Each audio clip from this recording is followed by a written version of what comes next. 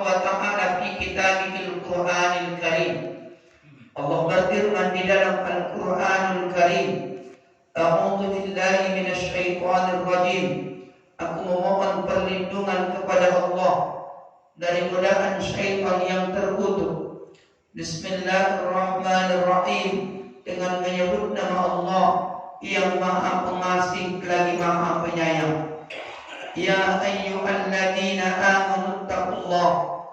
Wahai orang-orang yang beriman, bertakwalah kalian kepada Allah haqqa tuqatih, dengan sebenar-benar takwa kepadanya. Wala tamutunna illa wa antum muslimun. Jangan pernah kalian meninggalkan dunia ini terkecuali dalam keadaan tetap berada di dalam agama Islam, yaitu satu-satunya agama yang diridhoi oleh Allah Subhanahu wa ta'ala. Wasma'u aidan fi qaulihi tabaraka wa ta'ala. Dengarkan juga Bapak dan Ibu firman Allah tabaraka wa ta'ala. A'udzu billahi minasy syaithanir rajim. Aku memohon perlindungan kepada Allah dari godaan syaitan yang terkutuk. Bismillahirrahmanirrahim. Dengan menyebut nama Allah yang Maha Pengasih lagi Maha Penyayang. Ya ayyuhan nas ubudu rabbakum alladzi khalaqakum min nafsin wahidah. Wahai sekalian manusia, beribadahlah kalian kepada Allah yang telah menciptakan kalian dari jiwa yang satu, yaitu dari Nabi Adam alaihissalam. Wa khalaqa minha zawjaha, dan Allah telah menciptakan dari Adam itu pasangannya, yaitu Hawa. Wa batta minhuma rijalan katsiran wa nisaa'a, lalu Allah mengembangbiakkan Adam dan Hawa dari kalangan laki-laki dan perempuan yang banyak. Wattaqullah, bertakwalah kalian semuanya kepada Allah. Alladzi tasaaluna bihi wal arham, yang dengan nama Allah lah kalian selalu meminta, dan jagalah hubungan silaturahim kalian. Innallaha kana 'alaikum raqiba, sesungguhnya Allah sangat mengawasi terhadap apa yang kalian kerjakan. Wa fi qoulihi tabaraka wa ta'ala, dan di dalam ayat yang lain Allah juga berfirman, A'udzu billahi minasy syaithanir rajim. Aku memohon perlindungan kepada Allah dari godaan syaitan yang terkutuk. Bismillahirrahmanirrahim. Dengan menyebut nama Allah yang Maha Pengasih lagi Maha Penyayang. Ya ayyuhalladzina amanu taqullah. Wahai sekalian orang-orang yang beriman, bertakwalah kalian kepada Allah. Wa qulu qawlan sadida, dan selalulah kalian mengucapkan kata-kata yang baik. Yuslih lakum a'malakum, supaya Allah perbaiki amal ibadah kalian. Wa yaghfir lakum dzunubakum, dan supaya Allah mengampuni dosa-dosa kalian. Wa may yuti'illaha wa rasulahu, siapa orang-orang yang beriman yang tetap istiqamah mentaati perintah Allah dan Rasulnya, faqad faza fawzan 'azima, maka sesungguhnya ia telah beruntung dan mendapatkan keberuntungan yang besar dari Allah Subhanahu wa ta'ala. Mana keberuntungan yang didapatkan orang beriman dari Allah? Disebutkan Allah di dalam ayat yang lain, yaitu surah yang kita bacakan di waktu sholat berjamaah tadi, yaitu surah yang ke-14 dari susunan Al-Quran, surah Ibrahim. Di dalam ayat itu Allah berfirman, A'udzu billahi minasy syaithanir rajim. Wa udkhilal ladzina amanu wa amilus shalihati jannatin tajri min tahtihal anharu khalidina fiha bi'idzni rabbihim tahiyyatuhum fiha salam. Kabar gembira yang datang dari Allah kepada orang beriman, apa dia? Wa udkhilal ladzina amanu. Allah memasukkan orang-orang yang beriman. Wa amilus sholihati, setelah mereka beriman, lalu mereka mau beramal soleh. Kemana Allah masukkan orang beriman dan yang mau beramal soleh itu? Jannatin tajri min tahtihal anhar khalidina fiha, ke dalam surga yang mengalir di bawahnya sungai-sungai, mereka kekal di dalam surga tersebut. Bi'idni rabbihim, dengan izin Allah Subhanahu wa ta'ala. Tahiyyatuhum fiha salam, ketika orang-orang beriman yang mau beramal soleh nanti dimasukkan Allah ke dalam surga, diberikanlah kepada mereka sambutan yang hangat, yaitu salam penghormatan dari Allah. Tahiyyatuhum fiha salam. Semoga Bapak dan Ibu yang dimuliakan Allah, dengan kesempatan yang Allah berikan kepada kita di dunia ini, kita manfaatkan sebaik mungkin umur kita, karena kita sudah beragama Islam dan kita beriman kepada Allah dan Rasulnya. Semoga dengan iman yang disertai dengan amal soleh yang banyak kita kerjakan, semoga itu semua menghantarkan kita kepada kebahagiaan dunia dan akhirat. Amin ya rabbal alamin. Bapak-bapak dan ibu-ibu, hadirin wal hadirat sidang jamaah salat subuh rahimani wa rahimakumullah. Sehat bapak-bapak? Alhamdulillah. Ibu-ibu sehat? Alhamdulillah.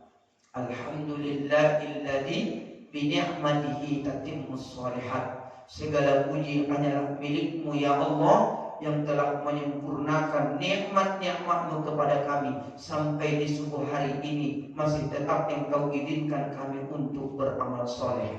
Oleh sebab itu ya Allah, kami memohon dengan setulus hati kami, terima semua amal-amal soleh kami dan hantarkan kami kepada kebahagiaan dunia dan akhirat. Amin ya rabbal alamin.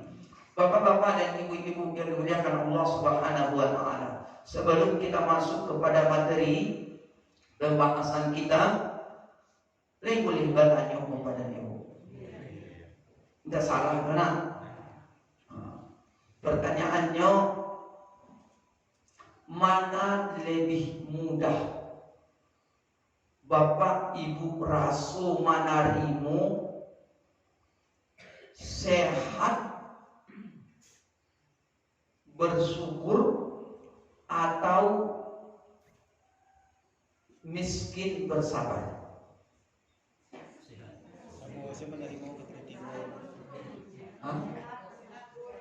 Mana lebih mudah, Bapak Ibu Raso Manarimo sehat bersyukur atau miskin bersabar?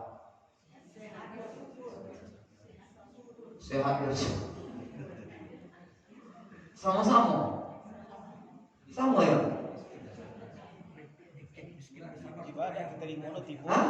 Miskin bersabar kok gak payah mengamalkannya. Miskin bersabar kok gak payah mengamalkannya.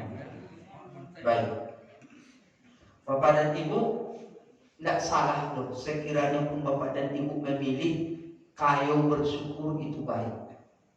Tapi sekiranya pun Bapak dan Ibu pun memilih miskin bersabar pun baik. Tidak ada yang tidak baik di situ. Tapi ingat, dua-duanya juga tidak baik. Dua-duanya tidak baik. Kenapa?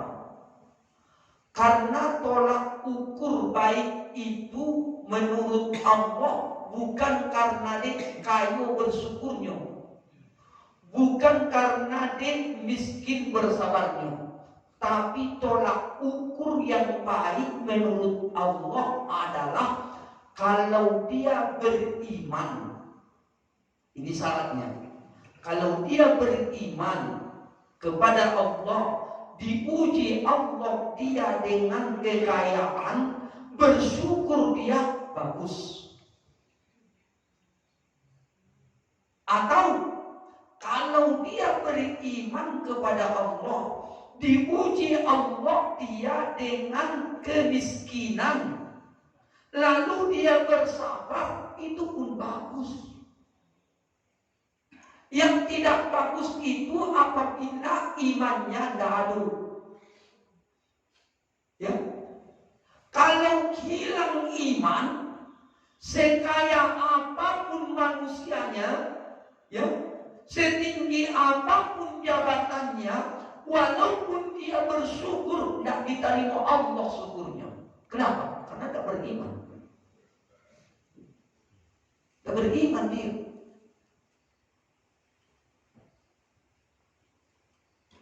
Atau sebaliknya juga, ada orang tidak beriman kepada Allah, dipuji Allah dengan berbagai macam, salah satunya adalah bentuk kemiskinan. Walaupun dia bersabar, tapi karena tidak beriman, tidak baik di hadapan Allah. Jadi tolak ukur kebaikan itu bukan tolak ukur pandangan manusia, tapi tolak ukur kebaikan itu adalah menurut pandangan Allah. Kan itu yang kita cari. Tapi kadang-kadang awak kalau sering mencari orang yang lebih kayu dari awak aja, di sana mana ada orang tua, rumahnya bertingkit-tingkit, fotonya berkilit-kilit, bininya sampai sampai.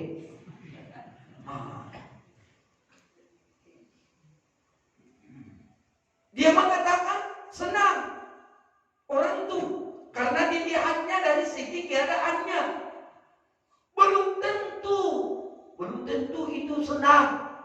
Karena tolak ukur yang mengetahui hakikat kesenangan itu adalah bukan kita, tapi orang yang bersangkutan dan Allah Subhanahu wa taala. Itu yang mengetahui orang itu benar-benar mendapatkan ketenangan atau tidak.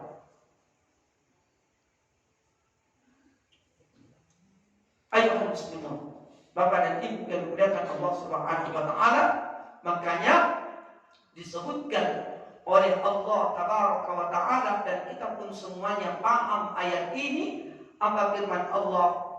A'udzu billahi minasyaitonir rajim. Inna akramakum indallahi atqakum. Sesungguhnya orang-orang yang paling mulia di sisi Allah di antara kalian. Siapa dia? Yang paling atqakum, yang paling bertakwa. Siapa yang paling bertakwa itu? Orang beriman. Itulah dia.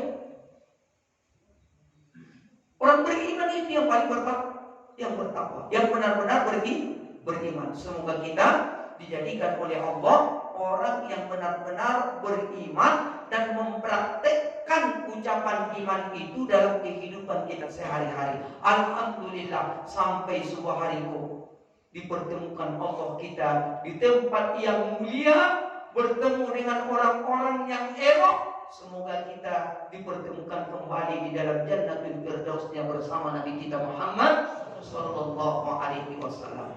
Baik Bapak dan Ibu, dengarkan pesan Allah, kabar gembira dari Allah Subhanahu wa taala di dalam Al-Qur'an untuk kita yang berhadir di tempat ini.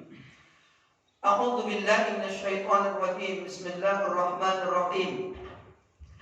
Alladzina yahmiluna al-'arsya min hawlihi yusabbihuna bihamdi rabbihim wa yu'minuna bihi ويستغفرون للذين آمنوا ربنا وسعت كل شيء رحمة وعلما فاغفر للذين تابوا واتبعوا سبيلك وقهم عذاب الجحيم.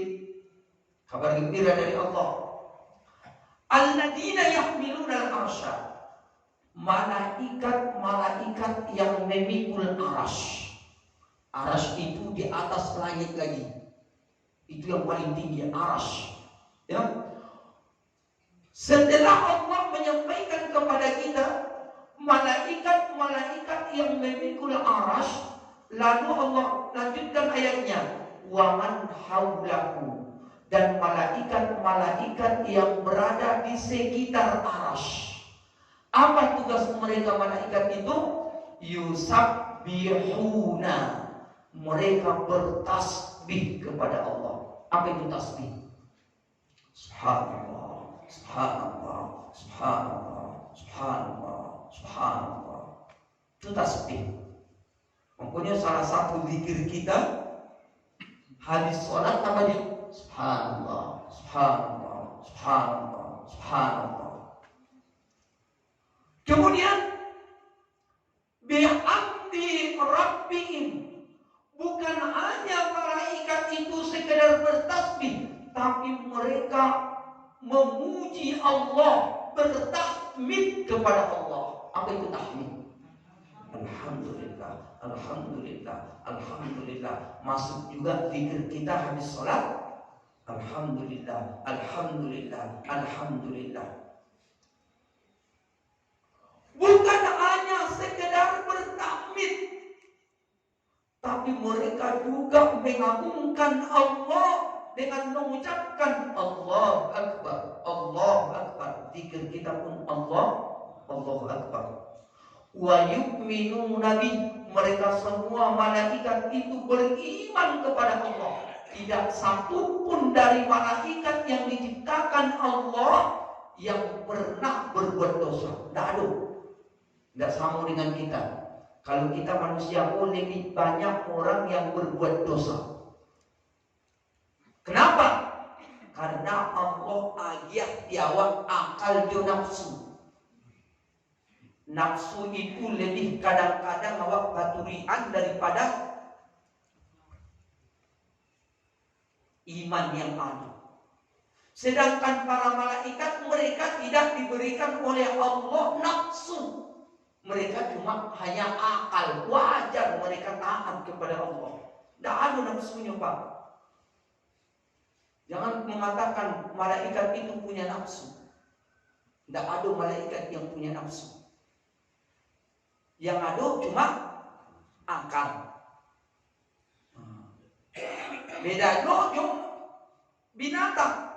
Kalau binatang diajak oleh Allah, nafsu se, akalnya tidak ada. Makanya tidak para doa heran. Ketika buang air ketek, buang air gadang di muka awak, paham silap. Yang ada usaha mengecek, tidak beradab. Namun tidak berakal. Cuma nafsu yang ada. Tapi hati-hati. Apabila manusia diajak oleh Allah tadi akal, diajak Allah jua nafsu, awak lebih memperturutkan keinginan Allah daripada keinginan hawa nafsu awak, maka derajat kita manusia kok yang beriman lebih tinggi daripada malaikat. Lebih tinggi derajat kita daripada malaikat.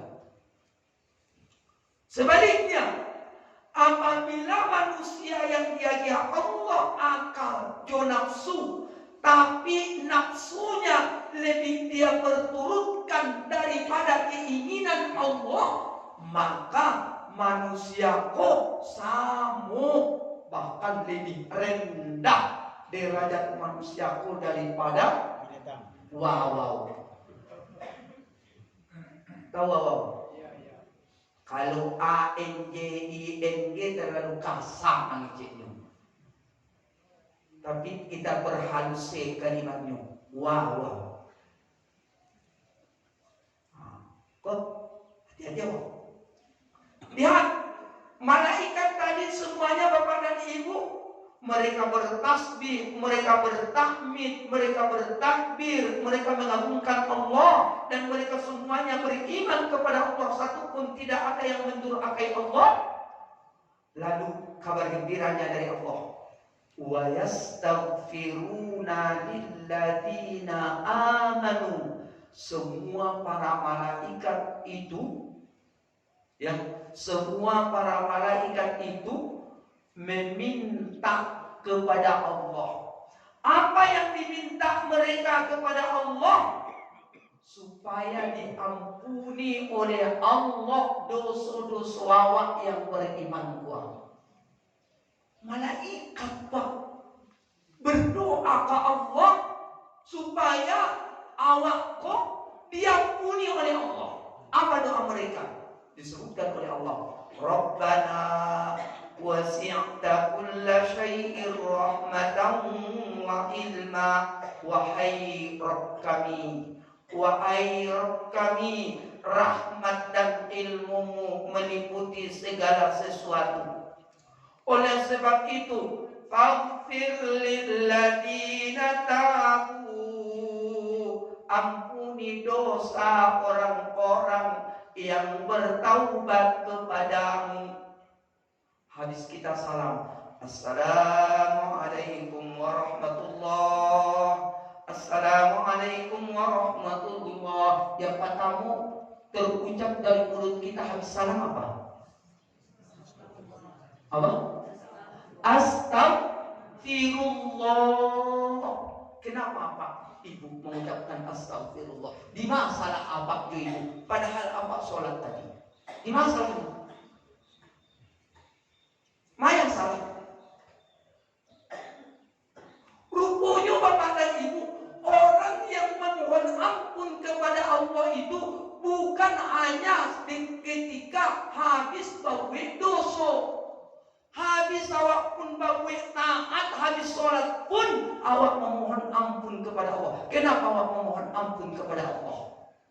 Karena kadang-kadang Bapak dan Ibu di saat sholat itu disebutkan oleh Nabi kita Muhammad sallallahu alaihi wasallam di dalam Sahih Muslim, apabila manusia ini dalam keadaan menghadap kiblat, ya, berkomunikasi dengan Allah, yaitu beriman kepada Allah pada waktu saat sholat, awak pada saat waktu pada niku Allahu Akbar, mulai awak Bapak dan Ibu semenjak takbiratul ihram, ja'a syaitan, datanglah syaitan menemui awak orang-orang salat kau.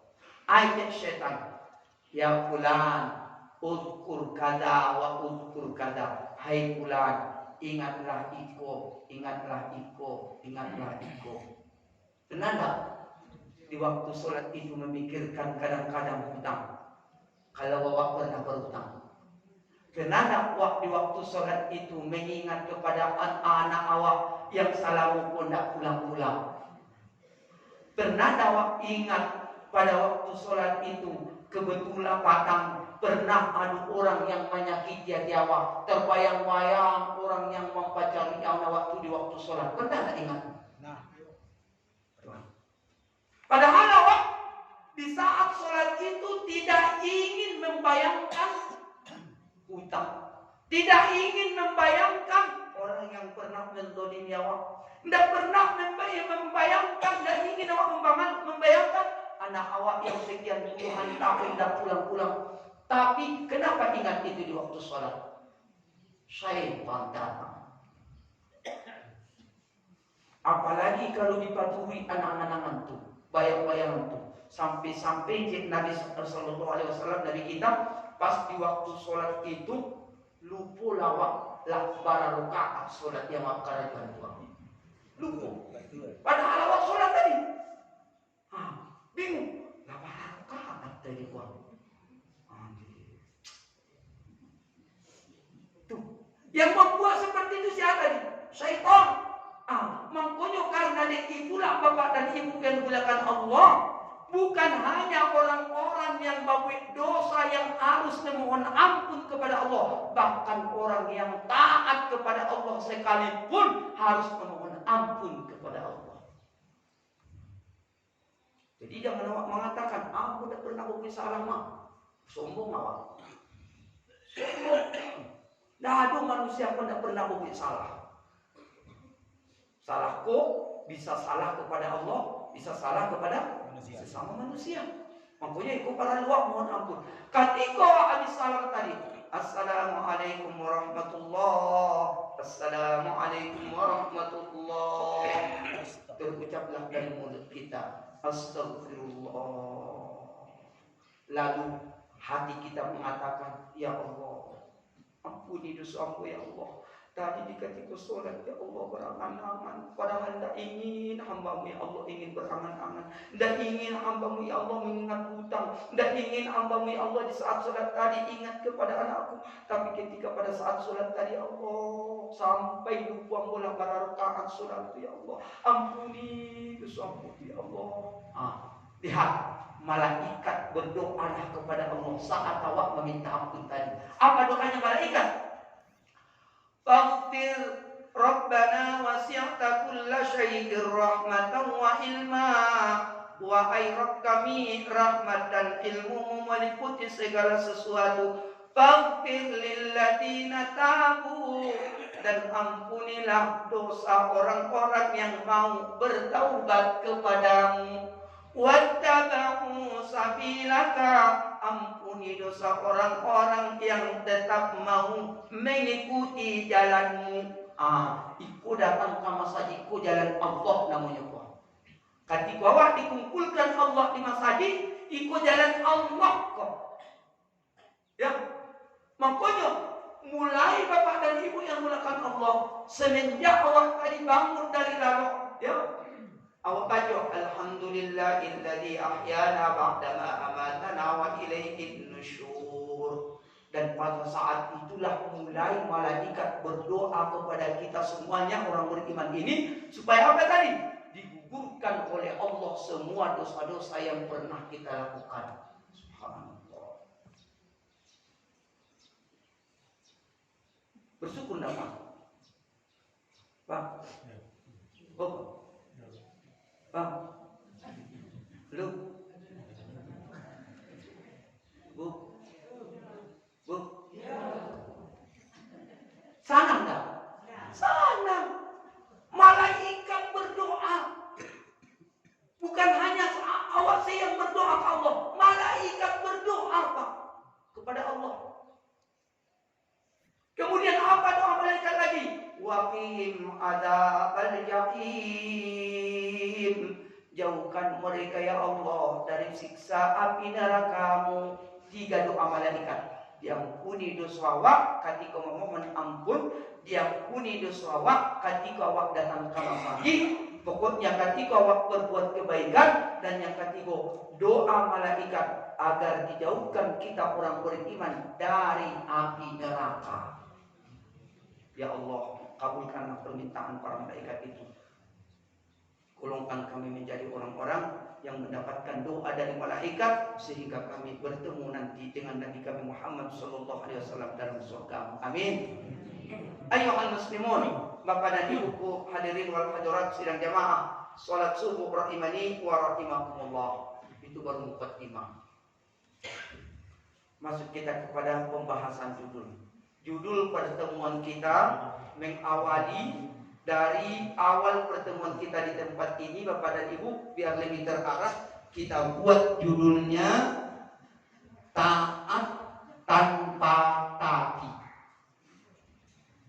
Taat tanpa tapi. Patuh tanpa nanti. Apa judulnya? Jadi kalau pulang beko, ada yang datang ke masjidku, mendengar kajian, ada anak awak atau siapapun yang bertanya, siapa tadi yang ceramah itu? Maka jawab, oh itu dah ustaz dari Padang Panjang. Lalu balik kunjung dia pun ke masjid itu. Siapa? Ahmad Dahlan sis kulitnya hitam manis. Dah bawa itu ustaz? Hah? Dah bawa itu itu ke nak kecucu ko. Ko saya mengaji ko ustaz bantu itu mengecek tidak bawa kerja anak itu. Oh, ada baik. Dah bawa. Syukur. Nah, apa kajinya tadi? Jawab, kajinya tadi nyungwe taat tanpa tapi. Taat tanpa tapi. Kalau awak mengecek taat ke Allah, jangan adu tapi-tapinya. Mama tidak datang ke masjid, tapi imamnya panjang banget bacaannya, tidak terima.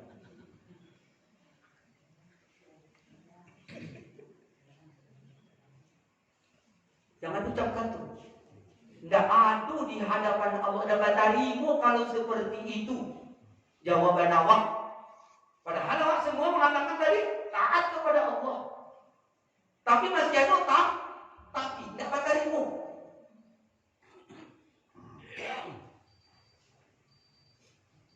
Mana mengajar zakat? Padahal sudah seharusnya awak mengajar zakat. Karena dia telah cukup nisab jahul. Mana dia zakat tu? Tapi ambo yang karadio masa orang yang menarimu. Awak sama-sama punya tangan mah. Awak sama-sama punya kaki juga. Ambo yang berpadu-padu, masa ambo yang mengajar. Dulu tapi batarimu kalimat tapi. Kalau awak sudah mengatakan taat. Siapa yang mengatakan taat, maka jangan pernah terucap dari mulut kita tapi. Ya. Ya Pak? Halo? Ya Pak? Harus semangat. Subuhku harus diajak semangat. Kemudian tadi patuh tanpa nanti. Ya, patuh tanpa nanti. Kalau awak lah patuh, jangan ecean naik beko. Tapi orang patuh.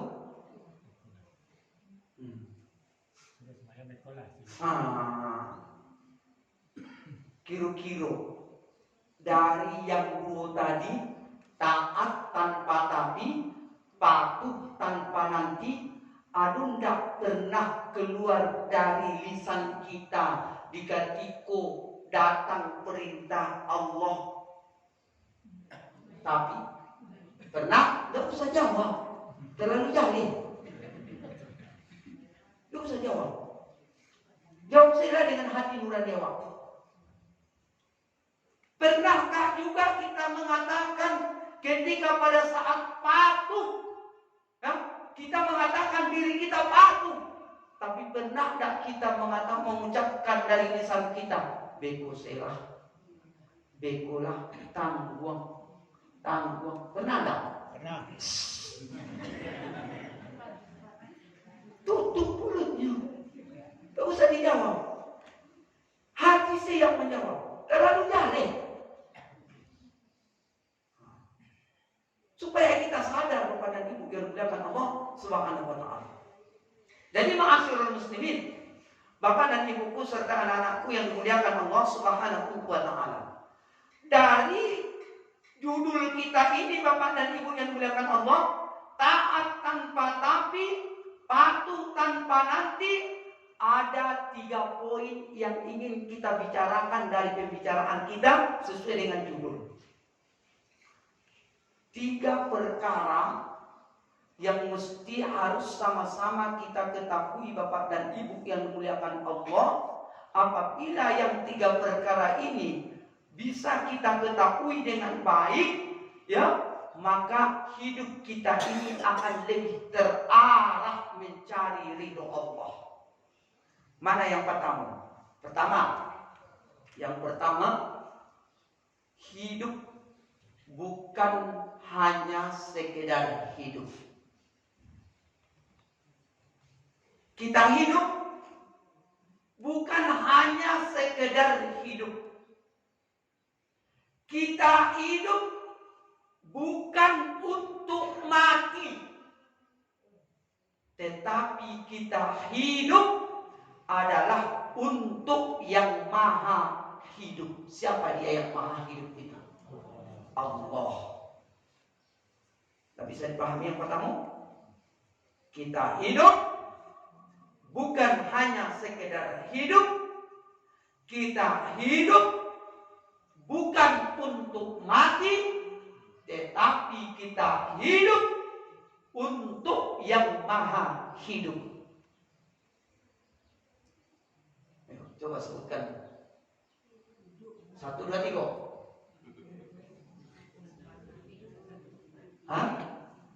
Kita hidup bukan sekedar hidup. Lalu kita hidup bukan untuk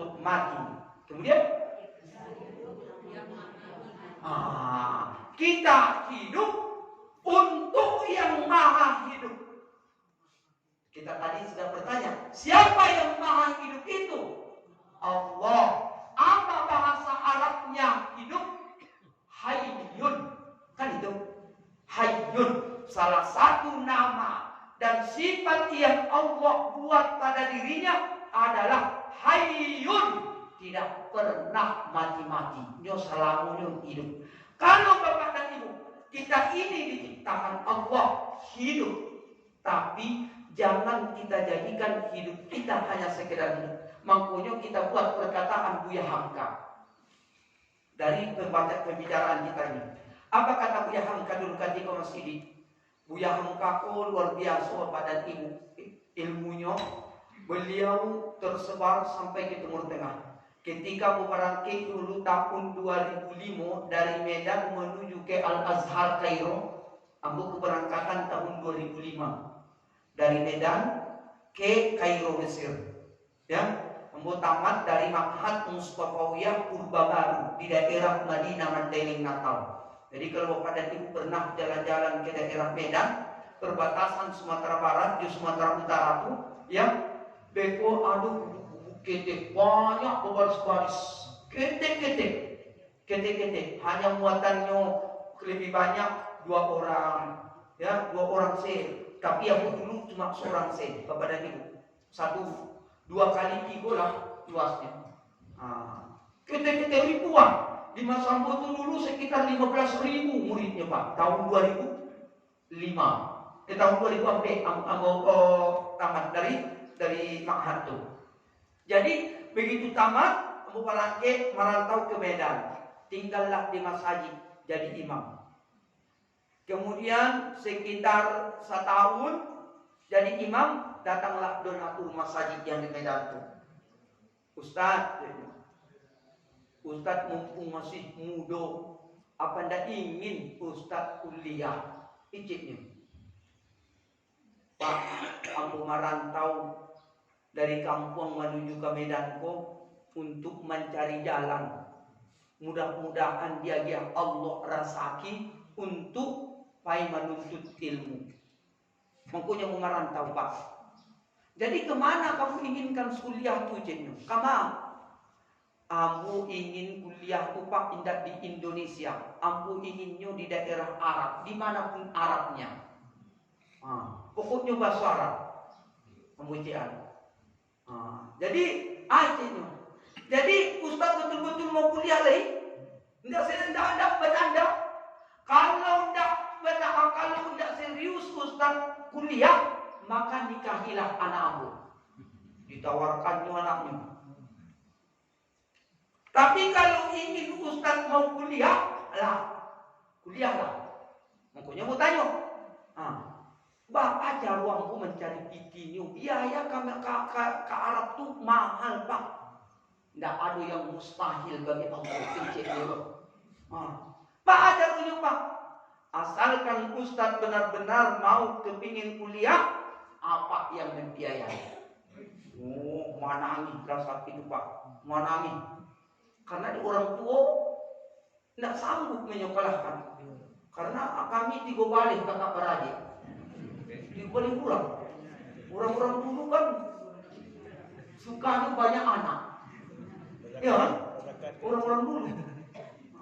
Anaknya ingin banyak-banyak. Tapi dia pendidikannya dari 3 balik kami kakak beradik kepada dia supaya menjadi pelajaran untuk wasalnya Pak. Ya, dari 3 balik kami kakak beradik kepada ibu, 1 pun tidak ada yang tamat SD kecuali aku. Bayangkan Pak. SD. Cuma aku yang tamat SD, tamat sanawiyah, tamat aliyah, tamat. Itulah yang membuat motivasi. Mulai dari SD ambu. Ya Allah, ambu tak ingin sama seperti kakak-kakak ambu. Ambu ingin ya Allah. Paling kurang ambulah yang membahagiakan orang tua ambu. Akhirnya mau barangkali Bapak dan Ibu yang menekan ambu. Walaupun orang tua tidak mampu menyekolahkan. Barangkali ambu. Akhirnya itulah jalan diajak oleh Allah. Aduh digerakkan Allah hati seseorang ketika mupai merantau itu, itu yang membiayai sekolah kuliah di Mesir. Maka biayanya tahun 2005 biayanya hanya 8 juta. 8 juta sih. Itu saja. Kemudian di masa bola terakhir Bapak dan Ibu kuliah di Mesir itu bisa terjun langsung. Mulai tahun 2006 sampai hari ini tidak bisa terjun langsung berangkat ke Mesir tanpa ada tes bela diri Indonesia. Harus dites di Indonesia. Kalau kamu dulu kirimkan ijazah ke Mesir, kemudian tunggu sebulan, ada surat panggilan 1 lembar dikirimkan ke Indonesia bahwa Ahmad Dahlan sudah diterima menjadi mahasiswa Al-Azhar Kairo di Mesir. Itulah yang kita bawa ke Mesir. Begitu sampai di Mesir, kita tunjukkan itu tuh surat foto tanda panggilan tuh. Saya sudah diterima menjadi mahasiswa, ini buktinya. Lalu kita ditesting Al-Quran di tempat itu. Ditesting Al-Quran. Baru kita diterima menjadi mahasiswa. Jadi singkat ceritanya, Bapak dan Ibu yang dimuliakan Allah Subhanahu wa taala, ketika sampai di Mesir, kuliahlah, bertemulah dengan dosen, lalu dosen ini bertanya, "Ya Indonesia," katanya. "Wah Indonesia, anta Indonesia sok? Kamu orang Indonesia benar atau enggak?" katanya. "Aywa ya Syekh, ana min Indonesia." "Hal arafta Hamka?" katanya. "Kamu kenal enggak Buya Hamka?" katanya beliau. Terus dia ngomong, "Min aina wajadta Buya Hamka ya Syekh?" Dari mana dosen tahu Buya Hamka? Lalu beliau menjawab, "Huwa masyhurun fi alamid dunya." Bahasanya itu, "Huwa masyhurun fi alamid dunya." Beliau itu sangat masyhur di dunia. Buya Hamka. Begitu Bapak dan Ibu yang dimuliakan Allah, dikatakannya Buya Hamka masyhur karena salah satu Bapak dan Ibu yang dimuliakan Allah, Buya Hamka dapat titel profesor itu salah satunya di Mesir tanpa kuliah. Dosen Al-Azhar yang memberi. Kemudian satu lagi dosen ketika Buya Hamka parangkit menuju ke Malaysia. Jadi 2. Dapat Buya Hamka titel profesor. Makanya karangan-karangan Buya Hamka kan ada tafsir Al-Azhar salah satunya. Nah, karangan Buya Hamka. Dari karangan Buya Hamka itu ada satu tulisan beliau yang sesuai dengan kajian kita pada pagi hari kok. Apa yang membaca dari tulisan itu? Beliau mengatakan, kalau hidup hanya sekedar hidup, karo di hutan pun bisa hidup. Kalau hidup hanya sekedar hidup, karo di hutan pun bisa hidup. Kalau karajo hanya sekedar karajo, kabang di sawah pun bisa karajo. Kalau Bapak dan Ibu paham kok, jo kaji awak pagi kok, tidak mungkin Bapak dan Ibu samakan diri awak sama seperti karo jo kabang. Tidak mungkin.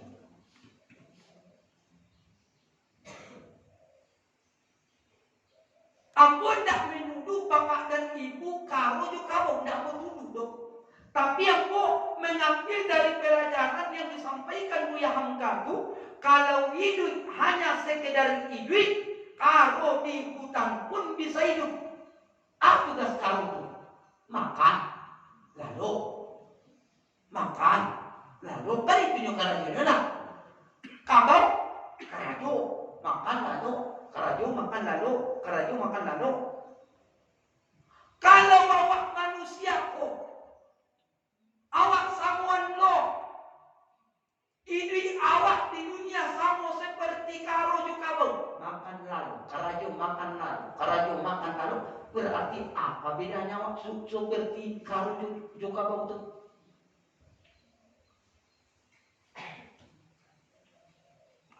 Bedanya? Tidak ada bedanya berarti. Padahal tadi sudah kita sampaikan, manusia itu diberikan Allah kelebihannya dibandingkan dengan ciptaan yang lain. Manusia dihadiah oleh Allah akal. Apa tujuan Allah itu aja akal supaya manusia pun bisa membedakan mana yang baik, mana yang buruk. Kemudian diajak Allah juga kepada manusia nafsu. Tapi apabila kalah akal gara-gara di nafsu selalu dipaturian, berarti bapak dan ibu beda jawab jawab.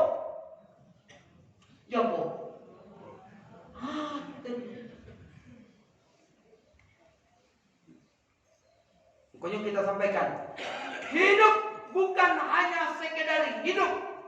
Hidup kita tidak sama dengan binatang yang lain. Makanya Bapak dan Ibu, setiap sholat kita pada saat di waktu takbiratul ihram, Allahu Akbar, yang pertama kita baca waktu takbiratul ihram itu apa? Iftitah kan? Istiftah sunnah hukumnya. Apa yang kita baca di waktu istiftah itu? Inni wajjahtu wajhiya lilladzi fataras samawati wal arda. Ya. Hanifan musliman wa ma ana minal musyrikin. Habis itu inna salati wa nusuki wa mahyaya wa mamati. Itulah tujuan hidup kita. Sesungguhnya salatku, ibadahku, nusuk itu ibadah, yaitu ibadah yang dimaksud itu adalah penyembelihan kurban. Ya, kurban itu adalah salah satu ibadah, disebut dia wa nusuki. Wa mahyaya, dan hidupku, wa mamati, dan matiku, lillahi rabbil alamin, hanya untuk Allah Rabb semesta alam. Itulah tujuan hidup kita. Makanya Allah berfirman, wa ma khalaqatul jinna wal insa illa liya'budun. Tidaklah aku menciptakan jin dan manusia kecuali hanya untuk beribadah kepada Allah. Makanya jangan buang umur yang diajak Allah ke bapak dan ibu. Jangan buang percuma. Tapi manfaatkanlah untuk Allah. Karena kita hidup bukan hanya sekedar hidup. Kita hidup bukan untuk mati. Jangan menyangka bapak dan ibu kalau awak bikolah mati tidak ada pertanyaan. Kalau awak mati bapak dan ibu, banyak lagi perjalanan yang akan kita tempuh. Makanya ada disebutkan kitab yang dikarang oleh Mustafa Murad, Dr. Mustafa Murad. Nama kitab yang beliau karang adalah Rihlatul Khulud. Rihlah artinya perjalanan. Khulud artinya ke tempat yang kekal abadi. Jadi kalaulah napas ini bapak dan ibu berpisah dari jasad, masih panjang lagi perjalanan kita. Disebutkan di situ bapak dan ibu, ketika bapak dan ibu yang dimuliakan Allah, manusia kok menghadapi kematian, ya, menghadapi kematian. Proses kematian manusia kok disebut gorgoroh. Gorgoroh.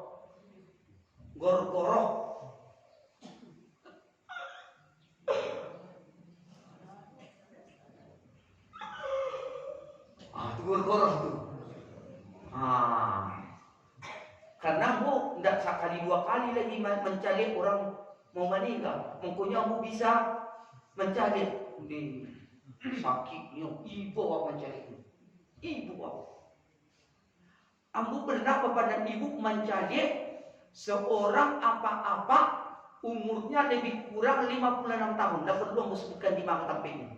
Ya, Untuk pelajaran sih untuk awal 56 tahun. Pada saat waktu sakaratul maut, matanya terbuka, mulutnya ternganga, lidahnya kedua.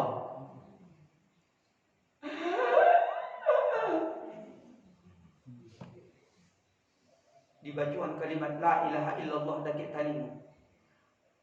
Pak, jangan lupa yo la ilaha illallah. Gimana jadi? Mana nih dan salah nih? Diajarkan kalimat la ilaha illallah tidak mampu, tapi tangan mengangkat. Seperti itu sampai habis nafasnya dicabut. Batanya telah ke istrinya. Minta maaf dia bu gimana? Kalau jual pak, katiku masih hidup di waktu sehat. Mana gitulah bininya? Ajik di bininya bu. Pak Ustaz, suami ambuku laju ambu aja nasihat. Udah awaklah baru muda, awaklah bercucu. Bila awak bertaubat dah udah, solatlah udah kalau ndak barang ke kalau ndak jam 1 malam ndak tiba-tiba ke rumah kudu. Udah tahan lama-lama bajak jabi kadai kopi. Kalau sudah di situ Minum. jangan jawab dari mana.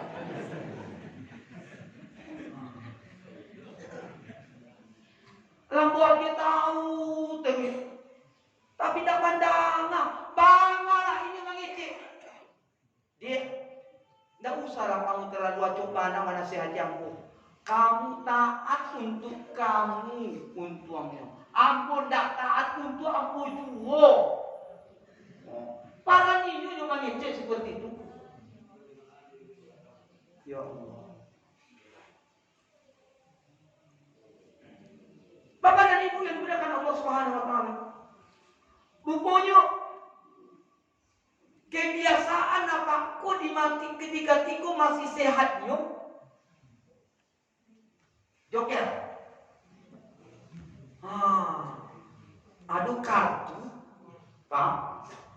Tidak tahu siapa yang pernah memegang itu mungkin tahu ya bentuknya seperti apa.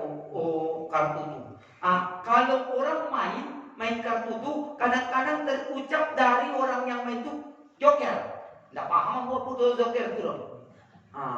Joker. Rupanya kartiku apa? Kok sakaratul maut. Tangannya mangan ke-ake. Haji.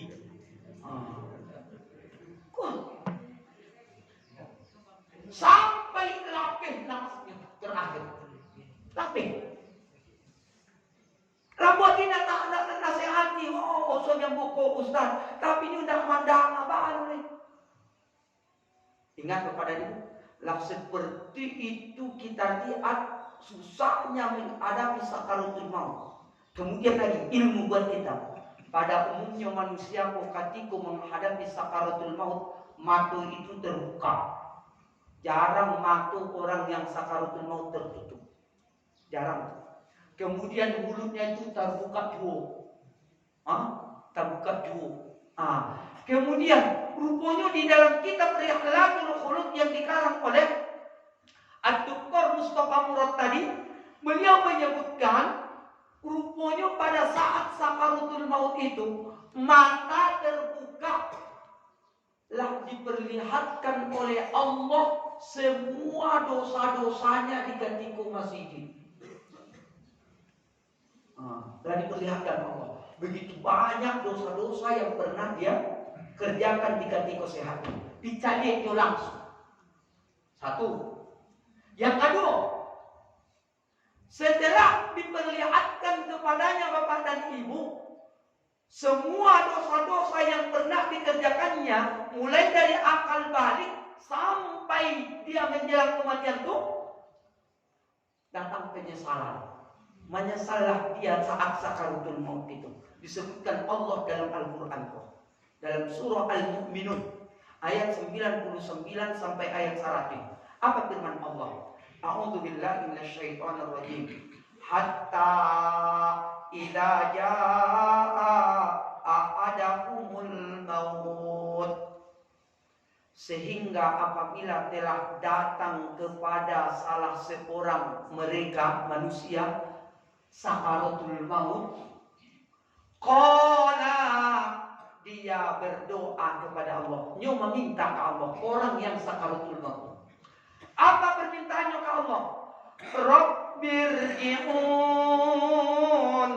ya Allah, balikkan balik nafas ambo seperti biasa di katiko sehat. Encik nyo katiko sakaratul maut. Lihat, Pak.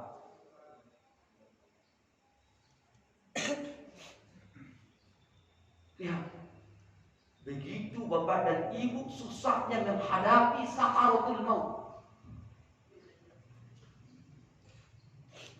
Ndak tahu lah ya Allah. Lah sakitan aku ya Allah. Enciknya. Setelahnya meminta supaya diajak oleh Allah kesempatan hidup balik seperti biasa di waktu sehatnya, lalu aciknya lagi. La'alli a'malu salihah.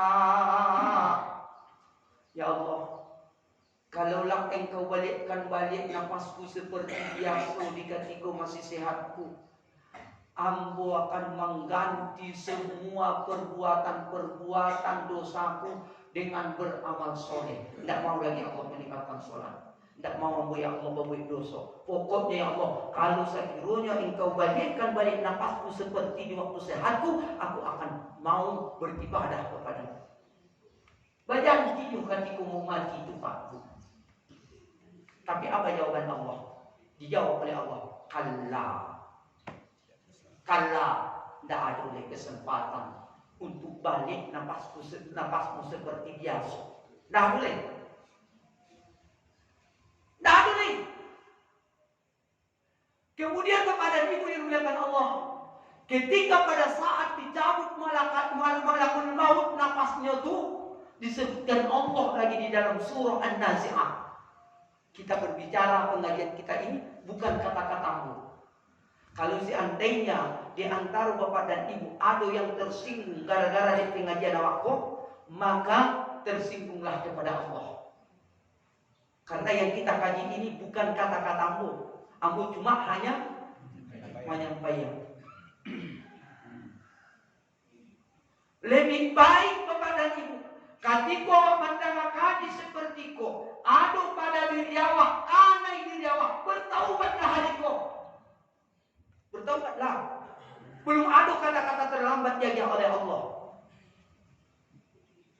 Bertaubat. Beruntung awak mendengar kaji seperti ku, akhirnya disadarkan. Tapi kalau awak tersinggung gara-gara dikaji ku, lihat akibat matimu saat nanti. Lihat. Bukan aku yang mengecek Allah. Kenapa mau diundang ke siku? Menyampaikan. Aku cuma menyampaikan. Tugas aku pengajianku bukan menyinggung-nyinggung orang, tapi aku menyampaikan kaji.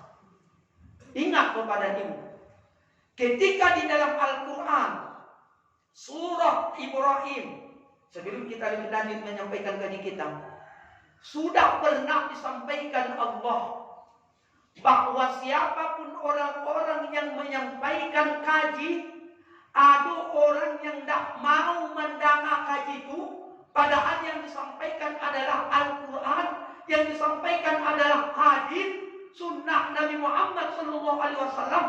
Tujuannya supaya lebih baik. Itu tujuannya. Tapi kita singgung gara-gara kaji itu, maka jangan kamu luntur semangat menyampaikan kaji ke Allah. Disebutkan Allah di dalam surah Ibrahim. Apa firman Allah? A'udzubillahi minasyaitonirrajim. Wa ma arsalna min rasulin illa bilisani qaumihi liyubayyina lahum. Tidaklah kami mengutus para rasul kepada suatu kaum melainkan menyampaikan kepada kaum itu apa yang bisa mereka pahami. Artinya rasul-rasul yang diutus Allah kepada manusia itu sesuai dengan bahasa yang bisa dipahami oleh kaum itu. Tapi ingat, rupanya ketika rasul-rasul menyampaikan kebenaran yang datang dari Allah kepada kaum itu, tidak semua manusia itu menerima itu. Tidak semua menerima manusia itu. Disebutkan Allah pada lanjutan ayat itu, fayudillullahu man yasha wa yahdi man yasha. Dua golongan manusia ketika mandang kaji. Yang pertama, manusia yang pertama, ada orang dapat petunjuk ketika mandang kaji itu. Akhirnya dia bersegera bertaubat ke Allah. Dia perbaiki dirinya. Itu orang elok tuh. Golongan yang kedua, manusia itu ketika mandang kaji, fayudillu man yasha. Bukannya malah semakin baik, tapi dia semakin buruk. Dipacari inyo nabi-nabi itu. Tu nabi itu orang gila tuan. Nabi itu tukang sihir tu. Nabi itu Jadi tidak usah kita heran Bapak dan Ibu yang mengatakan Allah. Seandainya ada orang dimanapun tampilnya mendengar kaji, yakin dan percaya, tidak semua orang mau mendengar kaji itu. Tidak semua. Kamu tidak ada menyinggung siapa-siapa, tapi ini kaji. Ikut kaji. Ayo kita sampaikan tadi. Ketika manusia tadi lagi cabut malakul maut nafasnya pada saat sakaratul maut tadi. Disebutkan Allah dalam surah An-Nazi'at dalam Al-Quran. Apa firman Allah? Wan nazi'ati gharqa. Allah bersumpah. Sumpah Allah ada 3. Ya. Di dalam Al-Quran ada 3 huruf sumpah. Yang pertama waw, yang kedua ba, yang ketiga ta. Kalau ada orang menyebutkan seperti kita manusia, wallahi, itu sumpah. Atau ada orang membaca billahi, billahi, itu sumpah juga.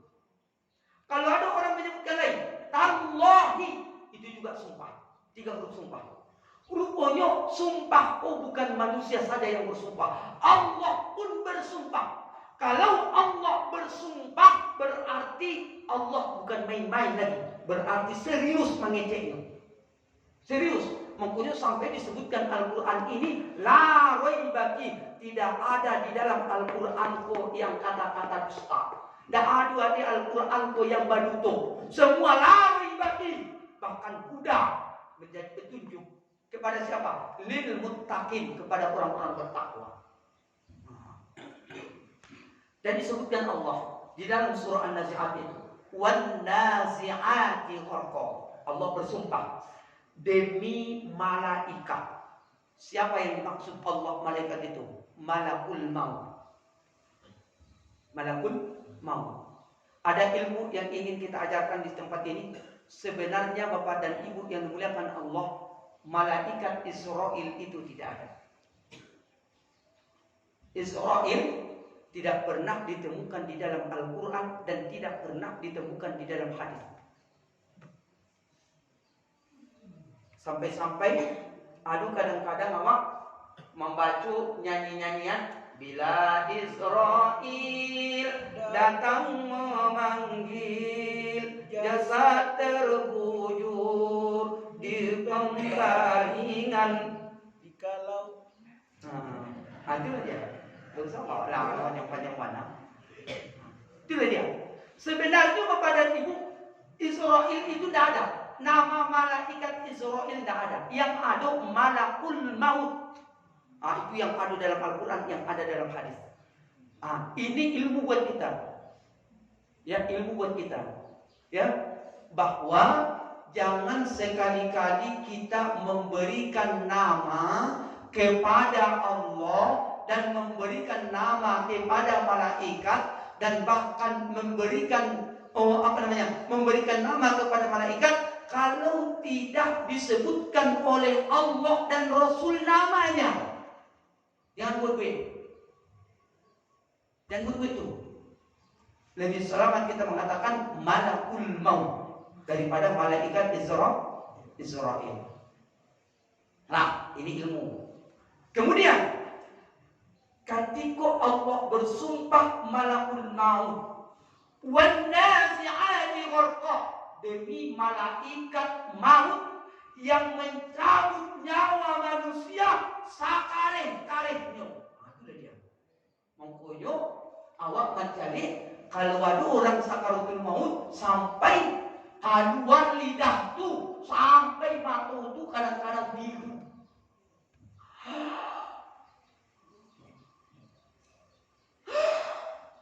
Aduh. Maka seperti itu. Karena manusia kok ketika masih hidupnya, nyo jadikan hidupnya hanya sekedar hidup. Padahal Allah menciptakan manusia kok di dunia kok bukan hanya sekedar hidup, tapi beribadah. Beribadah kepada Allah. Tapi nyo memuaskan hawa nafsu. Ketika malakul maut akan mencabut nyawanya, maka Allah akan mengutus kepadanya mencabut nyawanya dengan sakaret-karetnya. Nah, rasa sanggup, rasa susah kepada nafas itu keluar. Kemudian pada saat terakhir nyawa itu dicabut malakul maut, meminta balik manusiaku. Ajak manusiaku pada saat habis nafasnya. Allahumma bati' yaumal qiyamah. Ya Allah, lambatkanlah hari kiamat itu datang. Lambatkanlah hari kiamat itu datang. Kenapa dia meminta kepada Allah supaya dilambatkan hari kiamat itu datang? Sakaratul maut lah susah, apalagi masuk ke dalam kubur. Lebih susah mulai dalam kubur. Dalam kubur lah susah, lebih susah mulai ketika beko di hari yaumul mahsyar. Hari perkumpulan semua manusia, lebih susah mulai. Lah susah di padang mahsyar, lebih susah dalam neraka. Mengkunyah manusia kok ketika pada saat waktu sakaratul maut, ketika waktu sehatnya tidak dia pergunakan beribadah kepada Allah, maka terakhirnya nafasnya dicabut malakul maut, dia meminta hari kiamat itu supaya dilamuan. Tapi kalau orang itu beriman, orang itu beriman, rajin ibadah kepada Allah di saat waktu sehatnya di dunia, maka saat sakaratul maut disebutkan Allah di dalam surah An-Nazi'at pada ayat yang kedua. Apa firman Allah? Wan nasyitati nashta, demi malaikat yang mencabut nyawa manusia yang beriman dengan lemah lembut. Aduh, bernama mencari kalau you orang elok saat di waktu sehatnya, ketika mau meninggal, Pak, dirayunya ketika supaya sakaratul maut dirayu di dalam surah Al-Fajr pada rayuan Allah. Ya ayyatuhan nafsul mutmainnah, rayuan Allah. Kalau awak elok ketika masih hidup, taat ibadah kepada Allah, awak jago selama ini awak ketika pada saat meninggal, saat sakaratul maut dirayu awak. Hei jiwa yang tenang, irji'i ila rabbiki radiyatan mardiyah. Yuk, pulanglah kamu, keluarkanlah napasmu dengan elok-elok. Mungkin kalau orang beriman itu setiap menarik nafas sakaratul maut, Allah, ucapan Allah itu tidak pernah lepas dari lisannya. Kenapa? Karena yang di waktu sehat Allah jua yang di lisannya. Tentu ketika mati pun Allah jua yang disebutnya.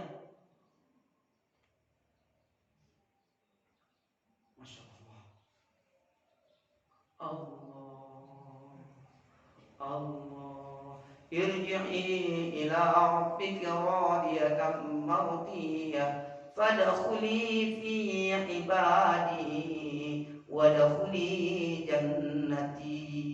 Engkau sudah masuk golongan hamba-hambaku, masuklah kamu ke dalam surgaku ya. Ayo, keluarkan. Tenang, keluarkan nafas elok. Dirayu awak kalau awak orang elok. Tapi kalau ada elok, carilah.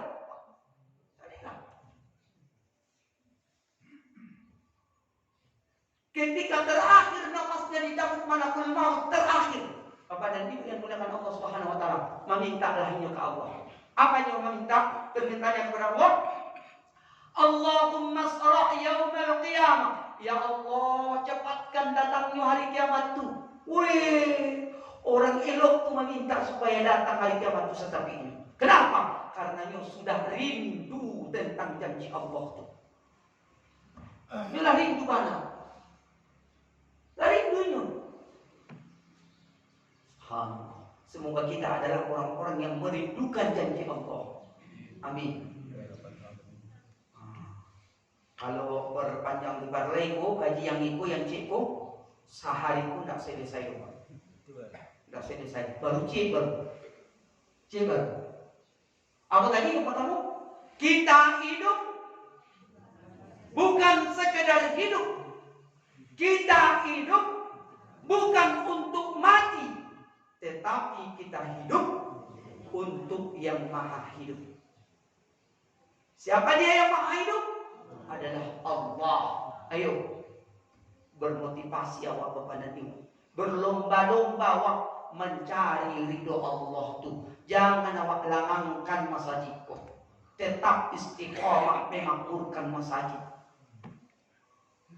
Jaga hubungan awak, jangan saling memfitnah, jangan saling mengadu domba. Jaga hubungan silaturahim dengan elok. Itulah dia. Kalau kita Bapak dan Ibu hidup karena yang maha hidup yaitu Allah Subhanahu wa taala, maka kita semuanya akan merasakan kenyamanan hidup. Di mana? Sampai anak sampai ini Pak. Tangan dua mah jorong gatah.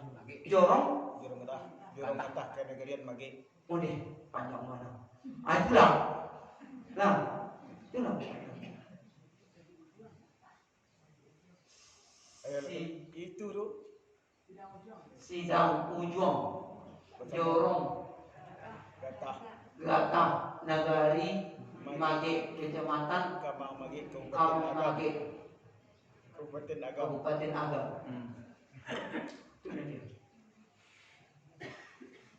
Kalau awak jago hidup awak karena Allah, Rasulullah tinggal di KPU. Walaupun mungkin jauh dari kota, jauh mungkin menurut kita jauh dari kota, tapi Bapak dari bisa lebih nyaman di awak rasul di situ.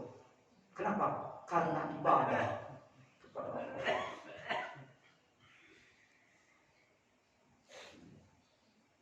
Ayo muslimun, Bapak dan Ibuku yang dimuliakan Allah Subhanahu wa taala. Baru satu. Yang kedua, ketika manusia kota di Bapak dan Ibu, orang beriman telah mengetahui bahwa dia akan mendapatkan janji-janji Allah, dia meminta kepada Allah supaya disegerakan hari kiamat itu datang.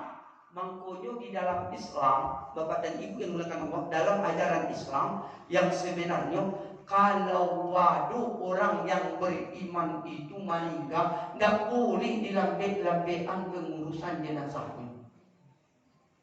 Nggak boleh. Segerakan, mempunyai kata Rasulullah, asri'u, segerakan pengurusan jenazah. Kenapa? Kalau dia orang beriman akan merasa terzolimi dirinya dengan dilama-lamakan pengurusan jenazahnya. Kadang-kadang ditampil satu kampung kepada ibu meninggal, ditunggu dulu anaknya di Jakarta. Taranyayu dari itu tidak boleh. Taranyayu, segerakan kalau dia orang beriman. Makanya kalau ada orang-orang yang tidak beriman seperti orang-orang kafir itu, kita cari, bukan orang Madinah, orang Mandailing Natal kepada diri, orang Mandailing Natal. Di kampung Ambo itu lebih banyak, di kampung Ambo itu tempat tinggal lebih banyak orang Nasrani, orang Kristen daripada orang Islam, lebih banyak. Di tempat kami itu cuma hampir 45 rumah tangga orang Islam. Makanya aku ajak mencari orang-orang meninggal, kalau orang-orang yang Kristen. Kalau orang Kristen itu meninggal pada ibu berhari-hari, dibius malam dulu, dibius bahkan kepada ibu sampai 5 hari, lalu dikubur-kubur lagi, dibius, kemudian hari kok misalkan dibawa jenazahnya ke Pusaro, ada mulai acara disko. Ditambahkan itu orang meninggal itu, ditambahkan keluarganya, lalu diputar kepada ibu musik, baru disuruh madangsa. Orang yang itu meninggal, aku cari itu, tidak mengarah-arah aku dulu, aku cari langsung. Kenapa? Kata mereka, karena dia mau masuk ke dalam surga. Mereka tidak yakin neraka. Orang Nasrani itu tidak yakin neraka. Yang mereka yakin hanya saluku.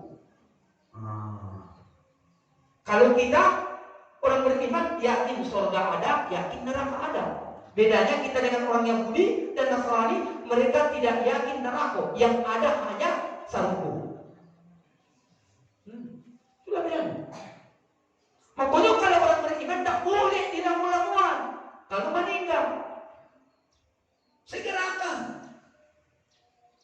urus dengan baik. Itu katiku bapak dan ibu yang dimuliakan Allah, disegerakan, ya, karena orang yang elok, orang yang tidak elok tadi pada saat sakaratul mautnya sudah melihat tempatnya di dalam kubur tu, di dalam lahat tu.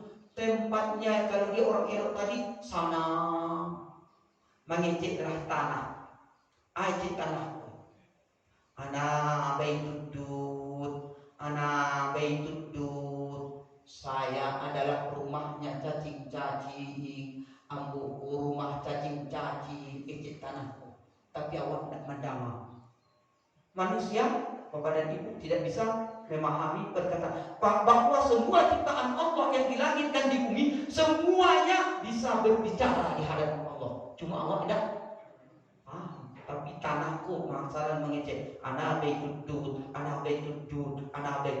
Saya ini adalah rumahnya binatang-binatang. Di dalam pari ambu ada ular, dalam pari ambu ada lipan. Tahu lipan?